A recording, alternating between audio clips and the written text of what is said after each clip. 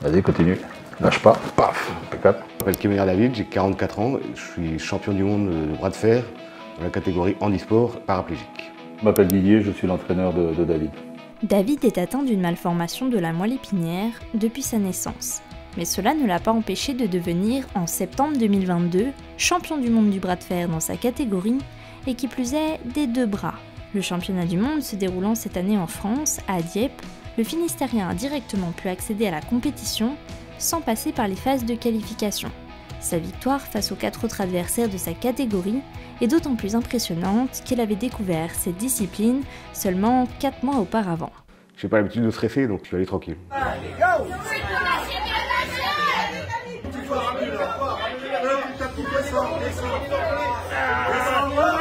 J'espérais faire un podium, c'était déjà le top pour moi, donc finalement je suis monté sur la plus haute, donc tant mieux.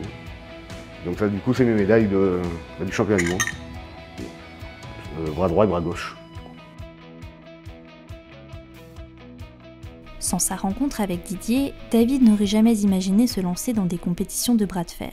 J'ai eu l'occasion de rencontrer David lors d'une soirée et on a commencé à parler bras de fer. Moi je lui ai parlé de ce sport et il a tout de suite adhéré. Donc on a commencé à s'entraîner un petit peu et puis c'est pour son anniversaire qu'il lui a été offert une table handisport et c'est à partir de ce moment-là qu'il a pu vraiment commencer l'entraînement. Au mois de mai qu'il a commencé. Voilà. C'est rare de voir quelqu'un comme lui qui est aussi déterminé, aussi motivé, aussi sérieux à l'entraînement.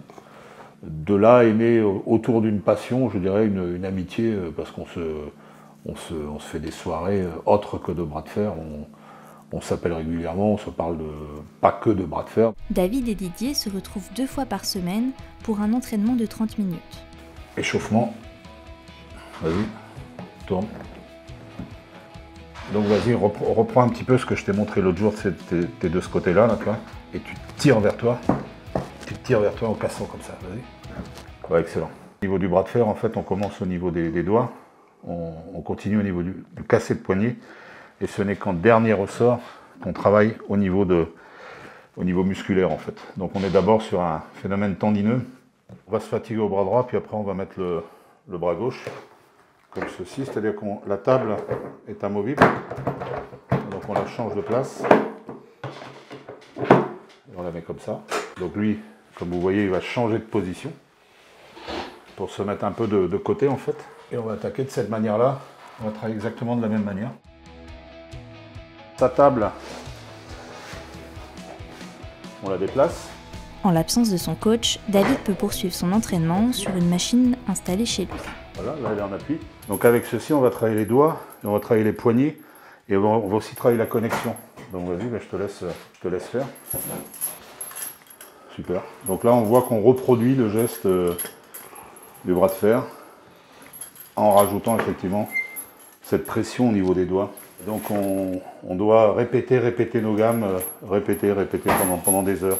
Et Didier sait de quoi il parle. Il a derrière lui une carrière dans les sports de force longue comme le bras. À l'origine, moi je suis un ancien strongman, c'est-à-dire que j'ai gagné plusieurs fois la compétition de l'homme le plus fort de France. Donc j'ai plus de 25 ans de sport de force derrière moi. Et le bras de fer, je l'ai vraiment découvert par hasard. Et j'ai commencé l'entraînement, donc ce qui m'a amené à être champion du monde des plus de 50 ans, en catégorie poids lourd. Champion du monde à gauche, vice-champion du monde à droite, champion de France. Et j'ai gagné plusieurs épreuves internationales également. Donc là, on a ici une table officielle de compétition pour valide. Là, la différence, c'est que nous, on peut utiliser notre poids de corps, ce qu'eux ne sont pas en mesure de faire. C'est un sport qui est très très chiant parce que, il faut savoir mettre son ego de côté parce qu'on perd tout le temps au début. Même moi encore maintenant, je perds facilement 10 ou 15 combats par an. Mais c'est normal, il faut vraiment mettre son ego de côté. On n'est pas sur des phénomènes de musculation où c'est le plus fort qui l'emporte à soulever le plus lourd possible. C'est vraiment une école de la vie, le bras de fer, je pense. Les 2 amis se concentrent maintenant sur leur prochain objectif, les championnats du monde l'année prochaine en Malaisie. Et en attendant, ils projettent de créer un club de bras de fer ouvert à tous dans les alentours de Sibiril, dans le Finistère.